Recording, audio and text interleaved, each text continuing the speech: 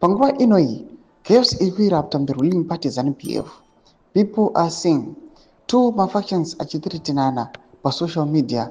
People are seeing aiwa ma-audios achilika panoyasoratidza kuti aiwa vanhu panguva inoi havachafarirani the ruling party ZANU-PF.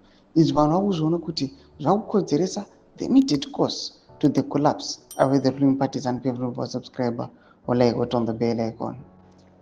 Tipina pa BBC Zimbabwe Muranyora Chiti leading the conversation with the BBC Zimbabwe, given that Mutsvangwa and Geza have opened to the public top secrets within ZANU-PF, poisoning of Chiwenga, sponsoring of armed robberies in the country, using Mary to kill Chiwenga.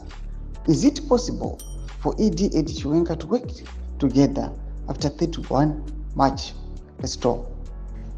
Do mashoko ari kubuda pana panyorwa aiwa nevanonyora nhau dzeBBC Zimbabwe vachiti aiwa yes we have seen much aiwa zvakabuda zvinhu zvikalika zvinhu vanhu vanongozviona zvichingoitika.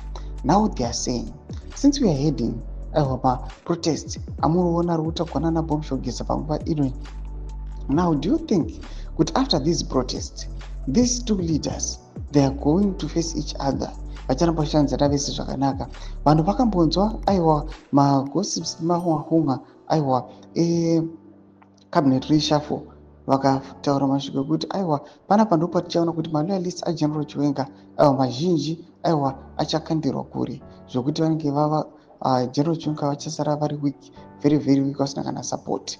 Mafungiro panapa anenge achiita vanhu vachipa masuggestion ave kuti aiwa panguva inoi hazvina kumira mushe. Panapa people they are seeing aiwa matangers, they are seeing aiwa mota dzemapurisa aiwa dzichitenderera muCBD. Zvinoratidza kuti aiwa the situation is now tense. Tudze mafungiro enyu muri kudi pamusoro pechiitiko ichi. Ndakuvesekei medu mutudze mafungiro enyu, so subscribe or like, turn on the bell icon.